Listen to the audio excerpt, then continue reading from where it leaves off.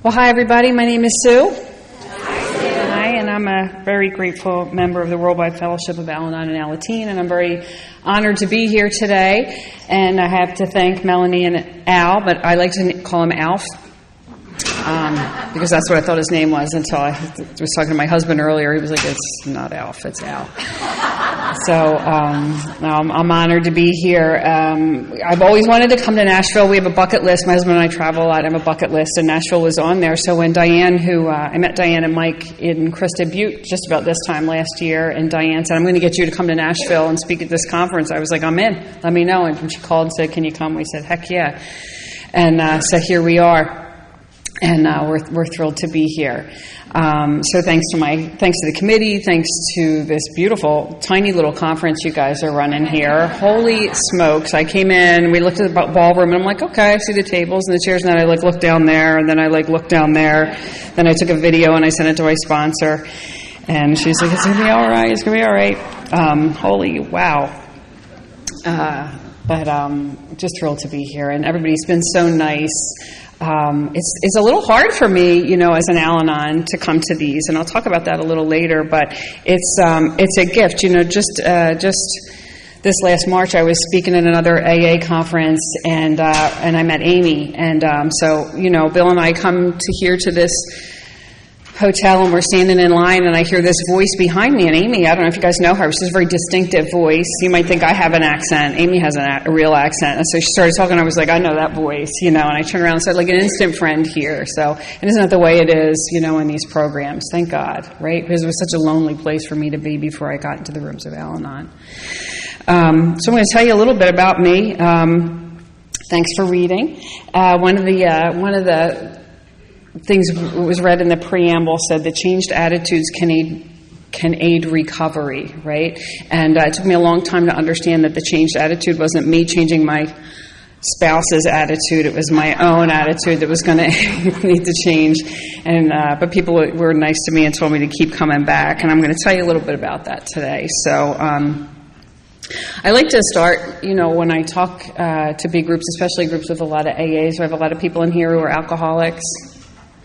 Yeah. Do we have Al-Anons? Do we have both? Double winners? Awesome. All right. I just like to read this little blurb from the big book in Chapter 9, The Family Afterwards, and it says, years of living with an alcoholic is almost sure to make any wife or child neurotic. The entire family is to some extent ill. And that describes me to a T. I grew up in a family that was affected by alcoholism. I didn't know it. Nobody told me, but it was affected by the disease of alcoholism. And so I grew up in this house. It was scary. It was a scary place for a kid like me to be growing up in. My dad liked to drink. His friends liked to drink. He was a drinker. And my mom grew up in a house where her father was an alcoholic, but they would never be able to say that word. It would have been the rudest thing to say. She wouldn't say it today. She would whisper it maybe quietly. But what she would say is he was nervous and jerky, and he liked to take a drink, her father. He died on the streets of Philadelphia with a ruptured esophagus. Homeless, He never got to the rooms of AA. He never got sobriety. But we wouldn't call him an alcoholic. So I had no idea what was going on in my family. But here's what happened. My dad liked to take a drink, and my mother, who buried her father, asked her newly married husband a week into their marriage to pay for the burial of her father so he wouldn't be buried in Potter's Field. The shame that my mother carried around, and the only one in her mind who loved her father, right? When my father liked to take a drink, my mother would react very, very strongly. And so I grew up in this house not understanding what was going on. And so, it was like, tell your father to pass the peas. And a lot of hostility, a lot of anger, and I didn't understand it. I didn't get it at all. So there were two sides. There was my dad's side of the house and my mom's side of the house. And in my dad's side of the house, it was like, his friends would come over, they would sit down, they'd have a beer or two, or with 8 or whatever, and they would be talking about what happened. What happened to, Harry before he, drove up on the lawn and ended up in jail, and where my dad was, and, when he, slept on the lawn a lot, or didn't come home, or, couldn't find his car, and those were exciting, funny stories, I thought, or I could be in the kitchen with my mom, who was mad as heck, at those guys, and she's making sandwiches for those SOBs, and she's slamming cabinets around, and and she did. She made sandwiches for them. They taught me how to make a drink for those guys when I was a young kid. So I didn't understand. Why she was mad, but I had to pick a side, and the side I picked was my dad's side. It was fun. It was exciting. It was interesting. I was in love with these guys. Their stories were hilarious, fun, and exciting. It was way better than being in the kitchen with my mom slamming the cabinets around and being angry. And I was scared of her. I was afraid of her, And so, to be honest with you, I had no defense against, when I would, 20 years later, wander into a Halloween party, and dressed up with my girlfriend. I was on the rebound. I was looking for a new boyfriend. I still had one, but I was looking for a new one, to be honest with you. And, it's like, in the 80s, I had a Pat Benatar haircut, a lot of eyeliner, smoking Marlboros, looking cute. And, my girlfriend said, hey, why don't you come to this Halloween party with me, and we'll find you another guy. And I was like, let's go. And off we went. And I can remember walking into this room. And, if you come along with me on my ride back to the 80s, bigger hair. And like in one corner of the room, I could see this girl. She's dressed like Minnie Mouse. She's real tall and thin, and she's cute as a button. And standing next to her is this big, huge guy, and he's wearing a big trash bag, and the white gloves, because it was that time when those commercials with the California grapes were going on. I'm dating myself, I know, but some of you were there, heard it through the grapevine. That was the costume that year, and this big dude's there, standing there, and I'm panning across the room, and then over here in the corner, sitting down, nobody's around him, is Bill, and he is wearing the striped outfit of a convict, right? And he's holding a beer between his hands, and I just took one look at him. He was looking kind of sad and morose, and here he was on the rebound, and like the clouds parted, and I heard the angels sing, and that was the guy. I was going after him, right? And so I went right over there. He had no defense against me, and I went over there and sat down, and we started to talk, and guess what? He was just like those guys. He was exciting, and he was fun and interesting. In my house, I grew up in, I was scared to death. And so I didn't break the rules. I followed all the rules. I colored within the lines. I didn't want to cause any trouble. I didn't want anything to happen because I made it. I was the funny one. I was the sweet one. I was the rule follower. If I had to report you so, I didn't get in trouble, I would have reported you, definitely. And, that's the way I lived my life. But it was boring. It's boring to live within the lines. And it's, it gets old. And so, Bill didn't live within the lines. The outfit should have been a cue to me. But he didn't. And he had exciting stories, and he was living life to the fullest, and he wasn't. The rules were for other people, certainly not for him. And so I was going to hitch my wagon to that, because I wanted some excitement in my life, but I didn't want the responsibility for that excitement. No. So, with like 20, I met him right away. I was probably in love in 5 minutes. And then I was, once I went out to the keg and filled up his beer for him, I think he was in love. And that was it, right? We went on to date. And we got married and had a baby, sort of in that order. And we follow all the rules. But we did. We got married, and we had this beautiful little boy. And I'm going to tell you something.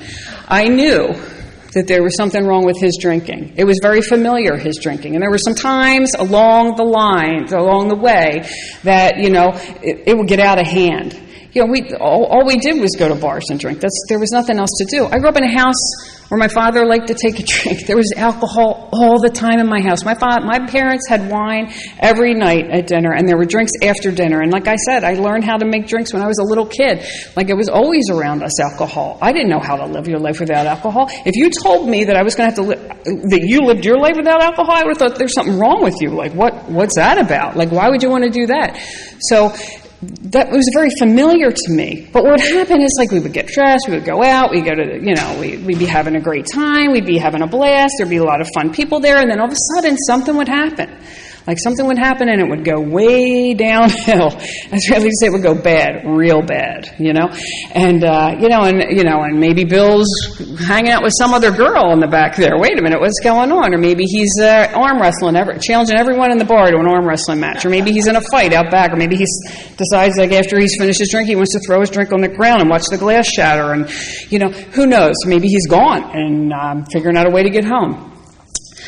These things would happen. And when they did happen, I would say, like, this isn't good. Like, we can't. I don't want this kind of stuff to happen. It's bad, And he would feel really bad about it. And he would come and he would take me out to dinner and he would apologize and say how sorry he was and that it wasn't going to happen again.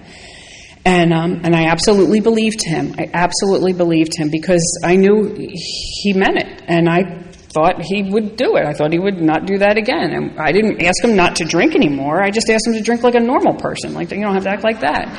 And so, we would have a stretch of time, and we would do that all again and again and again. And I had this baby. And I expected things to change, and they didn't, of course. Right before we got married, I was with Bill's sister, and we were at a bar, of course, and she said to me, she said, my brother Billy's an alcoholic. I was like, that's rude. What? And she said, oh, it's true. I said, why would you say that? And she said, well, you should ask him. It's true. He went to rehab and everything. And I didn't know anything about rehab or AA. I had no idea. And so, because we had this beautiful, wonderful relationship of honesty and truth, the next time we were together at a bar, I asked him, I said, your sister said you're an alcoholic.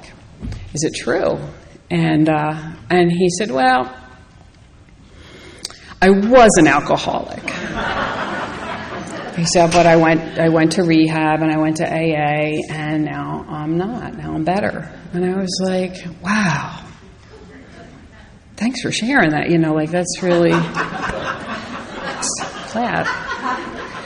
And I remember going home that night and thinking, like, I got it made. Like, we have this beautiful, honest relationship. Because I grew up in this house where we didn't talk. There was no honesty. Like, there was this bad stuff going on, but nobody's talking about that bad stuff. Like, nobody's, like, do this stuff and ignore that stuff and maybe it'll go away. So I thought, like, for the first time, I'm in this honest relationship where we can share, like, honest things together, And, like, he could tell me this deep thing about himself. And we were just going to have this great marriage and this great relationship. And that's how sad I was, That's how far away from the truth. I wouldn't have recognized the truth if it bit me on the nose, I would have run from it before I let it bit me on the nose, right? So, it was, our marriage began. And, we had this beautiful little baby boy who was just, gorgeous, delightful, just just the sweetest little guy. And we were on this roller coaster ride. And it was like this. This is what it felt like to be in this marriage. It was like tick, tick, tick, tick, tick, tick, tick, tick, tick. Until you get to the top of that hill, and you don't know when that hill's coming. You don't know when it's coming, but it's coming, and you're going down. And that's what I felt like. That's what I felt like in this marriage. And I was mad about it. I was mad about it because the drinking took off. When I thought it was going to settle down, it didn't. It took off, and I had this baby now, and and I really felt like things, we needed to be responsible. Well, I got the call that a lot of people get, we wait for, right? Us al-anons wait for, and it was the hospital, and it was, we have your husband in the hospital, and he was driving home one night from the bar, and he hit a tree, and they medevaced him to this hospital, and the worst thing wrong with him really was that he was drunk, but, they put him in a helicopter, I don't know, and they sent him to the city, and not long after that, he got another DUI in a non-reciprocal state, I guess. And so at that time, they didn't have computers. I guess they had to send papers to each other. This guy's bad or this guy's bad. So he was still had his license in Jersey and lost it in Pennsylvania. Had it in Jersey. Got caught in Jersey with a DUI. So now we have 2 DUIs. We have a bad car accident. We don't have any money really to speak of. I got a baby, and he. It's bad, it's bad. We're facing all the things that you face when you're going through that kind of stuff, and it's court, and it's depositions, and it's lawyers, and it's jail. And it's shame on my side. It's shame and disgust and bitterness and fear. And so I was not happy, and I let him know it as much as I could possibly let somebody know that, And so I'm dropping my husband off on the weekends at jail with my baby, my beautiful little baby in the car, And I don't want anybody to know that he's going to jail. So I'm lying and I'm telling people that he's here, he's there, he has to work, on the weekends when he's not there. And then I'm picking him up on Mondays, and it was a bad time. And I was an unpleasant person to be around for my husband. I was not understanding or compassionate or any of the things that we learned to be here in Al-Anon.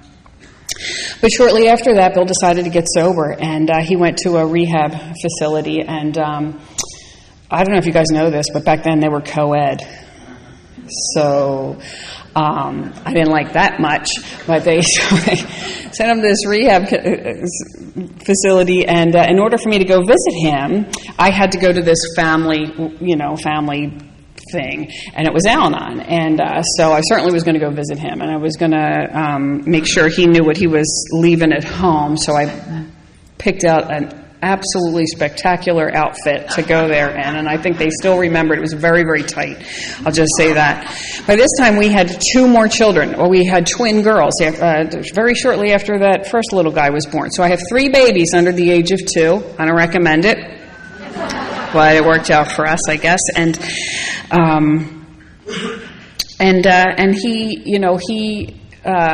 he was there, and I was introduced to the rooms of Al-Anon. I was introduced to the rooms of Al-Anon there. And they told me, they're very, very nice, and they said, alcoholism is a disease, and this is how it works, and this is what you need to do to get better, and it's a family disease, and everybody needs to get better in the family. And I was listening, and I thought it was wonderful, and I'm a smart person, and I thought that's probably true. I don't care. I want to, go see Bill, and which I did. And so I went through that whole process. It was 30 days. I went over and over again as many times as they told me to go. They told me to go to Al-Anon. I did it because I just wanted to do the right thing. I'm a rule follower. I color within the lines. I'm supposed to do what I'm supposed to do. I don't want anybody coming back and saying you didn't do what you're supposed to do. But I wasn't going to change anything about me. I'm going to say that right now. There was nothing that's going to change about me. This guy needed to do what he needed to do. It didn't have anything to do with me. If he could just get it together, we wouldn't have all these problems. And I'm going to be completely honest with you and tell you that, I didn't want him to stop drinking. I want him to be normal. I was not happy about it. I didn't understand what that was going to mean for the rest of my life. So I can't have a drink for the rest of my life? What are we our kids are going to get married? We can't toast to them? We can't celebrate anything ever again? I could not imagine my life without alcohol. Now all of a sudden, we don't drink. We go to weird meetings where people are passing around microphones. And this is not what I had signed up for. And so, I was unpleasant for sure. But we got back, and, and he was doing his business, and then we had these little kids, and I went to Al-Anon for a full year.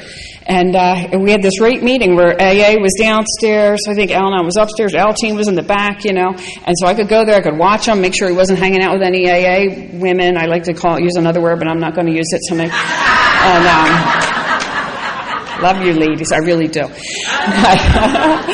And so, I could keep an eye on what was going on, and because he's handsome and charming, I know what I got. So, but after a year, I was a busy mom. I had these little kids, so I stopped going, and that was all right with him. He was like, well, I understand. You're busy and you got a lot on your plate. But we lived in this little neighborhood. It was right outside the city of Philadelphia, and so we lived in a row house. I don't know, we call them townhouses now, but they were row houses then. And right across the street from our row house was this bar, and it was called the Bywood Inn. And it was so old that it had a ladies' entrance on the side, if you guys can remember them. And so there was this guy who lived in our neighborhood, and he basically, I don't know where he lived, but he would stumble in that bar and out of that bar at all times of the day and night. And I was a stay-at-home mom, so I would see him coming in and out. And I thought of him as the town drunk. And he was this little guy, And so one day I'm driving along, and I see him, and he's on this kind of busy road, not far from our house in the bar, and he's kind of going up and down on the curb, And I got my 3 kids in the car, and I'm driving along, and I see him, and I don't know what you guys do, when you see a drunk that's fallen off the curb, but I pull over and I say, "You need a ride?" And he says, "Yes, I do." And he was very funny, and he got in the car, and he proceeds to tell me that his name is Kent, and that he is an alcoholic, and that he has no family, and he lives outside, he has no home, and he needed a ride to the YMCA so he could take a shower. And he lived right by that bar, a lot of the time, spent a lot of time sitting next to that dumpster, he told me. His family had abandoned him because he was a drunk and he couldn't stop drinking. He wanted to stop drinking, he couldn't stop drinking, and he was sad. He had no job, and he smelled like urine, and he smelled like vomit, and I took him to the YMCA, and I told him that I would pray for him. And he got out of the car, and I was relieved because, thank God, Bill's not a real alcoholic. Because he goes to work every day, you guys. That guy's a real alcoholic. My Bill is not, And so time would go on. And we would, no matter what happened, if Bill was drinking or not drinking, he was a good provider. And so we were able to move to another neighborhood with a single house, and we were living the American dream. My kids are growing up, and I'm not an al-anon because I'm too busy growing these kids, and he's sober for, a good amount of time. And one day I realized he's not going to these meetings anymore. And I'm like, hey, how come you're not going to these meetings anymore? And he's like, well, I don't really need to. I went through all the steps. Everything's good. I got stuff to do, and I feel really good. And I was like, okay, great. We got stuff for you to do too. Let's go. Let's live our lives. And so we did. And time would go on, and you know what's going to happen, right? Bill takes a drink. And now, now we're dealing with Sue, the completely untreated al-anon. It's been going on and going on and going on. And when I realized that he has taken a drink and is drinking, I am immediately extremely ill. And when I tell you that I was full of anxiety, I couldn't sleep. I couldn't eat. I had constant diarrhea. I couldn't concentrate on anything. I didn't know what to do. I couldn't hide this from my kids, you guys. Like when my kids were little and he was drinking, like they were babies. Like I put them to bed at 4 o'clock, nobody's complaining. Like I put them to bed at 4 and I could, search the house for evidence of what I knew was actually happening, right? Which is what I did a lot of the time. And I would wait for him to come home. And then when he would come home, I would run up in bed and pretend that I was asleep. I don't know why I did that, but I would. Or I would wait for him to come home and then I would scream at him for 2 hours. Or I would call all of his friends and tell them what a loser he was. Or, just really beneficial, wonderful things like that I thought up on my own. It was a miserable life. And so by this time, my kids are like, they're like 10 years old. And you're not putting a 10-year-old to bed. My kids are like, what's going on? And they don't know. They don't know their father's drinking because he doesn't drink in the house. Only I know. And all they know is that their mom is out of sorts, right? Their mom is upset. She's angry. She's banging around stuff in the kitchen. She's making sandwiches for those SOBs, and she's angry. And it's like, I got to have everything in line all of a sudden. I got to have everybody following the rules. Everybody's got to live within my world because I can't like think about what's happening. I'm so anxious. And my kids don't understand. They don't know what's happening. And it's like, geez, Mom, why are you so mean? Why do you got to yell all the time? One time I'm driving down the road and one of my daughters says to me, Mom, do you hate Daddy? This guy was my best friend. I love him so much. And my kids now think I hate him. And I don't even know why. I don't even know why they think that. And I realize I get this moment of clarity, and I realize I got to get back to al-anon. I don't know what else to do, because guess what? I've watched every Oprah episode on how to, right? I've read all kinds of stuff. I've told all my friends. They are sick of me. My friends are sick to death of hearing. They're like, leave him. I'm like, I can't leave him. I love him, and I know he loves me. I know he loves me. And so I do. I walk my butt over to al-anon. And I go to the Saturday night Havertown meeting on Brookline Boulevard, and I show up there in the beginners meeting, and thank God for the people who were there at that beginners meeting, because I was a hot mess. And I didn't know what to do. I went in there and I cried and I cried and I cried and I told them everything that was happening, and they nodded, and then they said, you know what, you're in the right place. Stay for the next meeting where it's a regular Al-Anon meeting. Don't say anything. Just stay here and keep coming back every Saturday. And that's what I did, because guess what? It started to be like when I would go in that room and they would start to read the preamble that Nikki read, like my gut would just start to relax for just a second, and I could just start to breathe a little bit, and it would just give me that moment of reprieve where I wouldn't have to, yell at my kids or be mean to the person at Wawa, that's our convenience store in Philadelphia, and like I didn't have to take it out on somebody else, and it would just give me that second, and then like those seconds would build up to a little bit more and a little bit more. But those meetings were on Saturday nights, you guys, and guess what? Alcoholics don't really like to babysit on Saturday nights. So it wasn't real popular. It wasn't a real popular decision for me in the house to go to these meetings on Saturday nights. And I was starting to get better. And I knew I was starting to get better because I was looking forward to going to these meetings. And I'm telling you, like I cried for most of those meetings for a good long time. And then this woman came up to me after the meeting one day and she said, do you have a sponsor? And I obviously did not. And so I said, no, I don't. She said, would you like me to be your sponsor just for a short little while? I was like, yeah, I think so. She said, okay. And she took me under her wing. And she was so good to me. She took me through the steps. She would answer my calls. I would call her at all times of the day and night, and she would answer that phone. And as a sponsor today, let me tell you something. There's times I don't feel like answering that phone, and certainly if it was somebody like me, who was just like, I don't know where he is. I think he's doing this. I think he's doing that. I think he's doing that. I think, what if he's doing this? What if this happened? What if that happened? And she would say, okay. I remember one time she was like, I'm coming over. We're going to the South Philly clubhouse. Wait outside.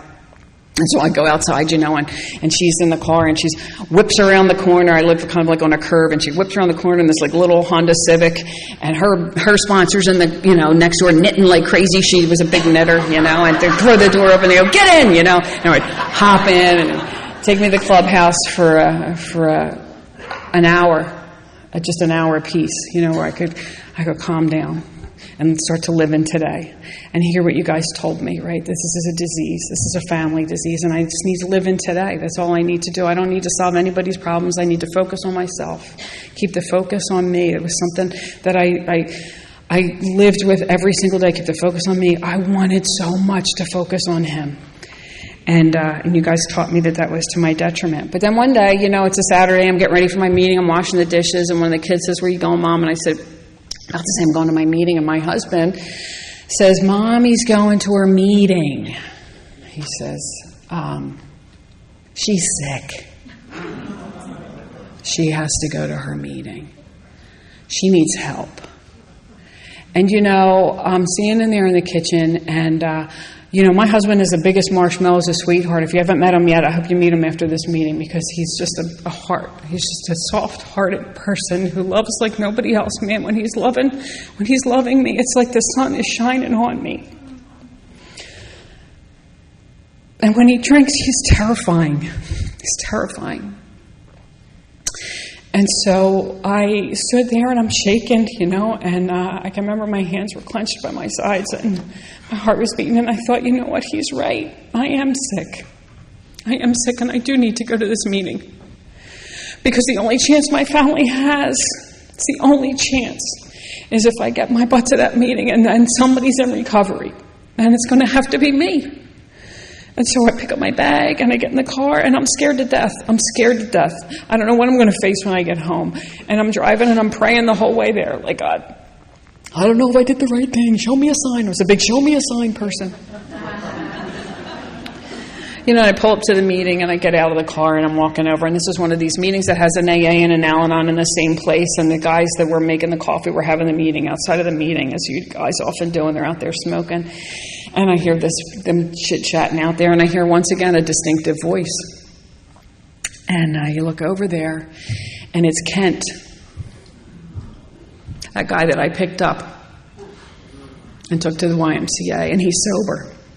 He's sober at the AA meeting, and he doesn't see me. And I am standing there, and I realize, if that guy can get sober, So can Bill. And hope is available here. And I walked in that room and I never turned back. I never turned back because I knew that anybody could get sober and anybody could recover, including me. And I kept coming. And so you know what? Eventually Bill will get sober again, and it had nothing to do with me. Nothing to do with me at all. He would find his way back into the rooms of AA, and thank God for that. And we ended up having a really wonderful life in recovery. Beautiful, beautiful life. So I just want you to picture, like, we're like in the islands, you know, and like palm trees, and we're like on our balconies, and I'm like, Courage to Change, page 33. Yeah. And he's like, yes, it's my higher power too. You know, but honestly, like, it really was the marriage that I had never even had the courage to dream of, right? And that we're sharing this work together, this journey together, and we're talking about our gods, and we're talking about our higher power, and we're making amends to each other. I remember one time we were on a vacation, and I said, I need to make amends for something, and he sat down. He was sleeping. And I'm like, are you kidding me? Because let me tell you, when I first came in, I was like, when he makes amends, that's going to be the day. That is going to be we all say that now and on. But we had this really, really wonderful life in recovery, and I'm so grateful for it. Beautiful friends, beautiful recovery, and he works his program, and I work mine, and it's been really wonderful. And then one day, this tragedy hit our family, like often hits families, right? And for us, it was a motorcycle accident, Bill's brother. And so Bill has this brother that they went all through school together, because he's not going to listen to this tape, so I'll just tell you, he flunked the second grade. He was very ashamed of it, but he flunked the second grade. And so Bill and Jeff were in the same grade together their whole lives. So they were like twins, they were like twins. And they did everything together. And so, like, marrying Bill was also marrying Jeff. It was not always great, but it was just the way it was. And Jeff was that guy. He was that big grape that I told you about that was wearing that big grape costume at that Halloween party. And so Jeff was a part of my life that, he also was a recovering member of Alcoholics Anonymous. And he was very close to my family, would have done anything in the world for me. Anything in the world for me, and anything in the world for my kids, and I knew it. He was a pain in the ass, but still, this is Jeff. And anyway, we found out that there was this motorcycle accident. He was a very successful businessman. He had a son that he was raising on his own, and he had several businesses, and one of the hobbies he had was to buy motorcycles and resell them. And so he had bought one on this, I think it was Labor Day weekend or Memorial Day weekend, one or the other, and he was driving it around the corner after he had power washed it, and he drove it around the corner from his house, and he was hit by another person in a vehicle, and he was thrown from the bike, and his head hit the curb. He was unhelmeted, and the bike landed on him. It was a very, very bad accident. He had a very bad traumatic brain injury, very, very bad. And this was devastating for us, especially for Bill, his closest friend, his best friend in the world. And you know what this looked like was, we would get up every day, we would go to work, and then after work, we would come home, we would get in the car, and we would drive to the hospital. My husband became his guardian. We went to court to have him declared an incompetent person, so Bill could become his guardian and take care of him for the rest of his life. We would go to the hospital every day, and I would sit next to him, and I would hold his hand, and I would bring my rosary. I'm a Catholic, and I would pray the rosary, and he would hold the beads, and he was unrecognizable. And my husband would stand there, and he would say, "You can do it, buddy. You can do it. You can get better. You can beat this. Keep fighting, keep fighting." And this was like every day for 6 months. It was the worst time of our lives. And you know what? The people of Al-Anon and AA rallied around us. They did, and they supported us and loved us through that. And it was really, really difficult pain and grief like I've never experienced in my life. And I'll tell you that, I had the support of my sponsor, and I had the support of my friends in Al-Anon. And Bill had the support of his sponsor and his friends in AA. But the day came where he took a drink. And my kids were in college.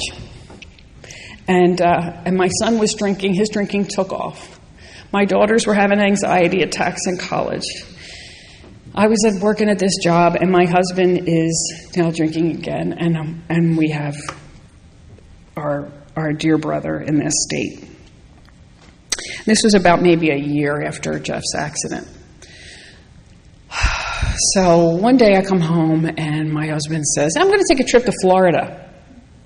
And I'm like, but what? You know? And he says, yeah, I think I'm going to go down there and see. I'm going to look at some condos or something. He's very depressed. He's very sad.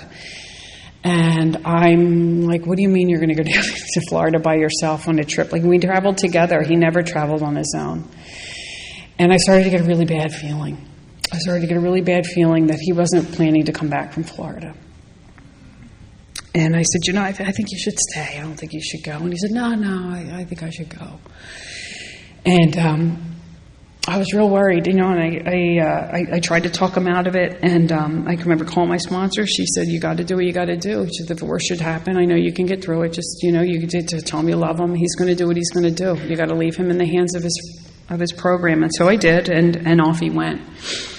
By this time, our lovely brother Jeff, you know, had left the hospital and was in his home with caretakers there, and he had just started to be able to communicate a little bit. And so Bill was down in Florida, and I get this call at work, and it's my brother-in-law Jeff, and he says, he's crying, and he says, Billy called me, he's going to do the bad thing.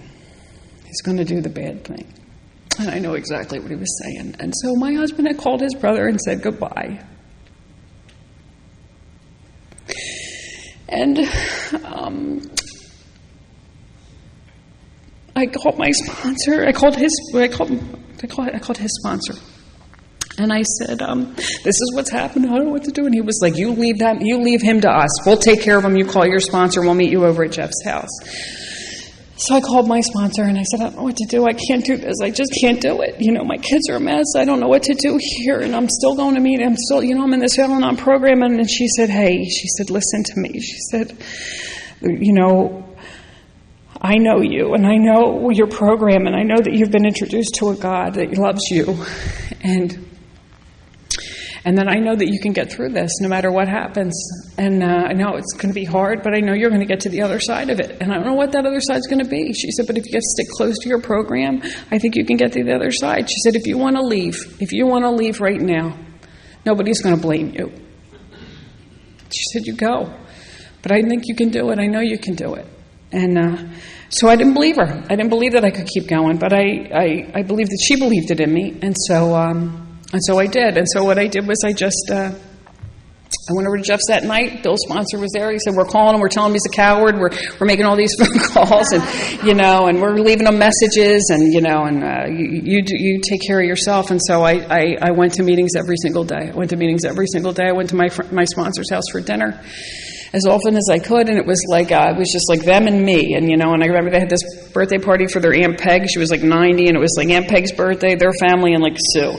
And so, hi everybody, couldn't be alone, you know. And they took me in and they took care of me, and AA turned out to take care of Bill, and they brought him home, and he found his way back to the rooms. AA had nothing to do with me, nothing to do with me. You know, we've been living a wonderful life ever since. One day Bill comes home and he's doing really great, but he's still a little bit of a liar, you guys. And so, just saying.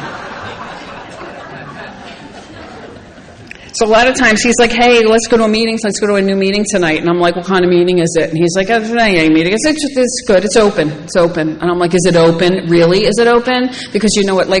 He's good for bringing me to these meetings where are out in the middle of nowhere, and they're like, "This is a closed meeting of Alcoholics Anonymous. We don't want anyone here that's not an alcoholic. Please leave." And I'm like, either they think I'm a drunk, or, you know, I don't even know. It's just, or I'm like an interloper. It's terrible. I feel like I don't belong. I hate it. And so I'm always like, I want to see it written in the book, because it's a little bit of a bullshitter. So one day he comes home and he's like, "Hey, you know what? They have these, do you ever hear these AA conferences?" And I'm like, "No, why would I hear of anything like that?" And he was like, "Well, they're having one here in Philadelphia. It's called the Liberty Bell Conference." He's like, "You know, we should go to this thing." And I was like, "Is it open or is it closed?" And he was like, "No, it's open. And I'm like, I don't know. And so I'm like, "Well, let me pray about it." And so I did, and I went. And we went to this conference, and it was fabulous, right? It was one of these Woodstock conferences, if you guys go to them, where you're just like bang, bang, bang, all the steps, and I'm in there, and I'm like, this is fantastic. I'm on this like pink cloud, I'm flying around, but I'm uncomfortable at these things because I don't know anybody. Everybody's an alcoholic. I think you know that I'm not an alcoholic, and you think I'm like this cute little like person with a hobby of like being around alcoholics or something, and like I always feel like I have to be like, no, I'm really, really sick. I'm sick, you guys, And so I'm a little uncomfortable with it, but I'm coming out of the meeting. He's like, can you believe that? Polly P, all this. We're doing all listening to all these great speakers. It's fabulous. And he's like, yeah, we're going to go to dinner with all these people that I don't know.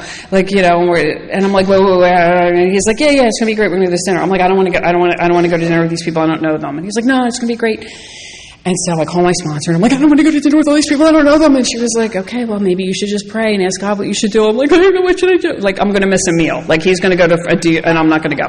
So I'm like, I change my clothes, and we go out to the city to this restaurant. We're supposed to meet these guys. And so I'm going to panic the whole way. Like, I want to get there so I can arrange where I'm going to sit, because like there's 2 people I know in this whole group of 20 people, and I want to make sure I'm near them so I don't feel weird. I don't say awkward things, and people don't think I'm odd.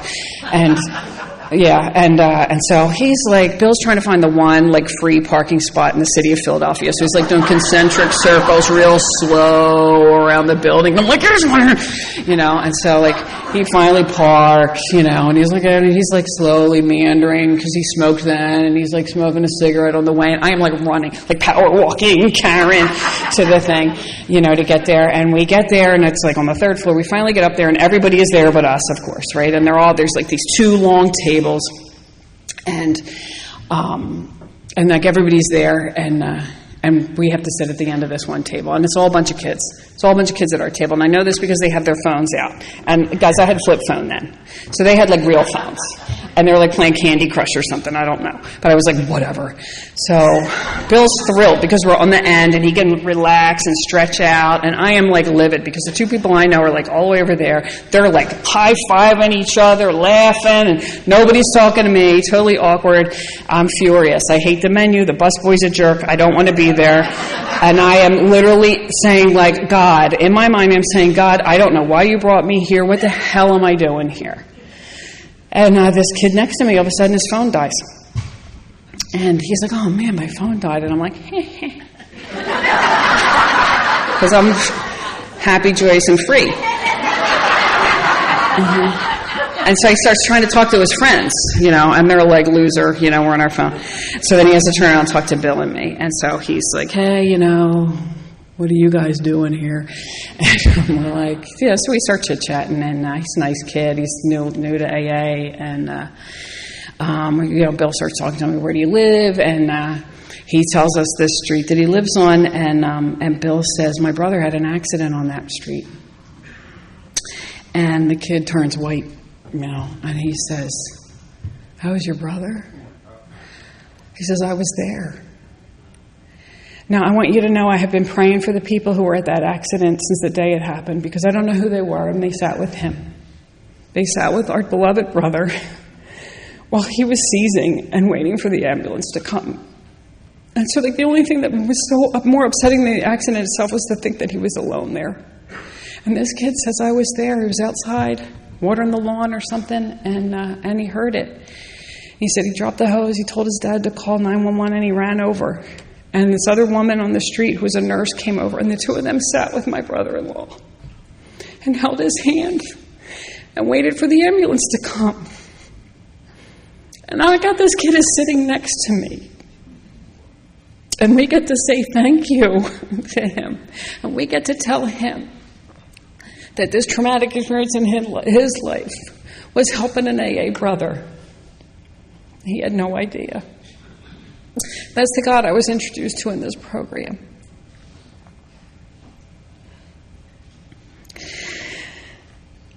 So, here we are. We've now gone to more conferences than that one. I want to tell you that I would leave that conference and think I will never leave this program no matter what happens. I will never leave the program of Al-Anon. It has changed my life. These beautiful children that I had, my son would would eventually seek recovery. And he says one day, this kid drank, he drank. And I was worried to death about that. And I would go to al-anon and I would share about it and I would pray about it. And he lived in our house, and then one morning I woke up and I came downstairs and I saw our kitchen window was open, the bush was smashed outside, and he hadn't made it to work that day, and so I thought, okay, these are the telltale signs. And I was worried. I was real worried about him because he was like his father. He would go to work. And my husband came down and I said, I'm worried about this kid's drinking. This is what happened. He said, you go do your stuff. I'll talk to him.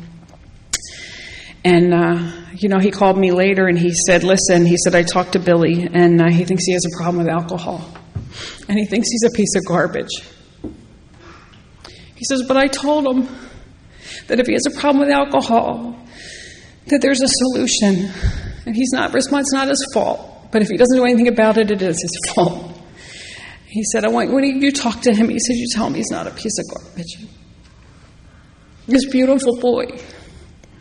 So when I got home, I said, I talked to him and I told him how much he's beloved and how much we love him. And I told him to take that 20-question test. And he came down and he said he failed miserably even though he lied. And so he went to the rooms at AA that night with his dad. He went to his first meeting with his dad.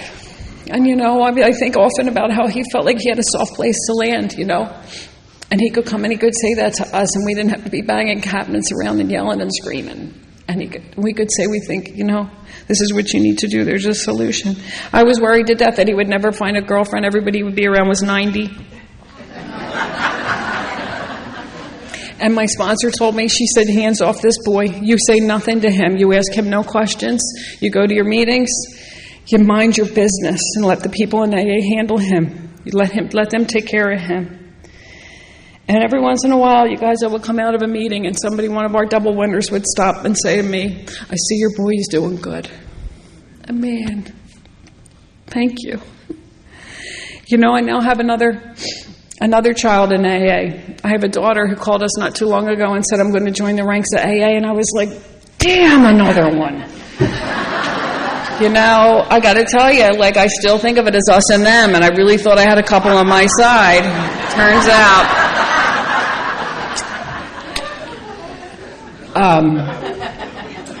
She called her dad. I'm like, what the heck is she calling you for? What's she calling you?